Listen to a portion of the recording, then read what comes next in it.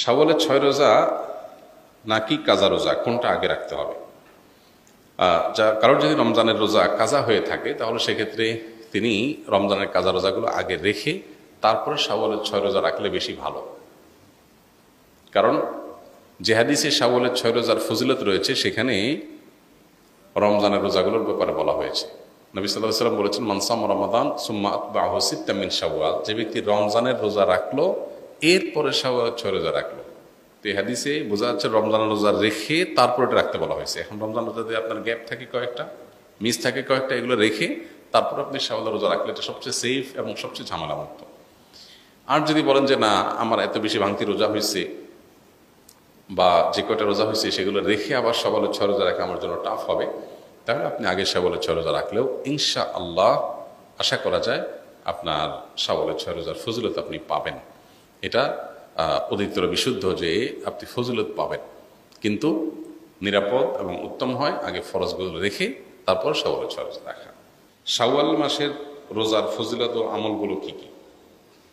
রমজানের পরের মাসটাই শাওয়াল মাস। ঈদের চাঁদ দেখা গেলে সেই চাঁদটা মূলত শাওয়াল মাসের চাঁদ।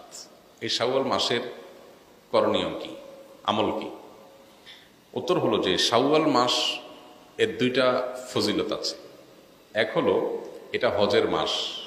আল্লাহ তাআলা বলেছেন, আল হাজ্জু আশহুরু মালুমাত, কয়েক মাস এটা হজের মাস হিসাবে বিবেচ্য।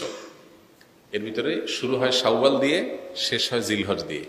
এখন প্রশ্ন উঠতে পারে, হজের কার্যক্রম তো হয় জিলহজের 8 থেকে 13 তারিখ, তাহলে শাওয়াল মাস কিভাবে হজের মাস হয়? এর উত্তর হলো, কেউ যদি হজ স্টার্ট করতে চায় শাওয়াল মাসে সেই স্টার্ট করতে পারবে। অর্থাৎ হজের উদ্দেশ্যে এহরাম পরে মক্কায় ঢুকে গেল, শাওয়ালে স্টার্ট হয়ে গেল, ওমরা করে বাকি হজের অপেক্ষা করতেছে। এটা পার্ট অফ হজ। যখন কেউ তামাত্তু হজ বা কেরান হজের নিয়ত করবে সে শাওয়াল থেকে শুরু করতে পারে। তো সে অর্থে এটাকে হজের মাস বলা হয়েছে। দ্বিতীয়ত, শাওয়াল মাসে 6টা রোজার ফজিলত আছে আমরা জানি। নবী সাল্লাল্লাহু আলাইহি ওয়াসাল্লাম বলেছেন, মান সামা রমাদান সুম্মা আতবাহু সিত্তাম মিন শাওয়াল কানা কাসিয়ামিদ দাহার। কেউ রমজান রোজা রাখার পরে শাওয়ালের 6টা রোজা রাখলে সারা বছর রোজা রাখার সওয়াব পাওয়া যাবে। অনেকে এটাকে ব্যাখ্যা করেন এইভাবে যে আল্লাহ তাআলা যে কোনো আমলের 10 গুণ বাড়িয়ে দেন, কোনো কোনো ক্ষেত্রে 700 গুণ আরো বেশি পরিমাণ দেন অনেকে। তো রোজা রাখার ক্ষেত্রে আমরা রমজানের রোজা রাখছি 30টা, আর শাওয়ালে যদি 6টা রাখি তাহলে হবে 36টা। এই 36কে যদি আপনি 10 দিয়ে গুণ দেন কত হবে? 360।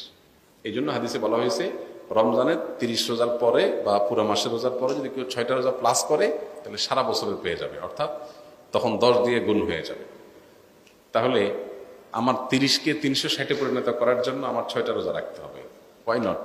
আমরা কেন এটা মিস করবো?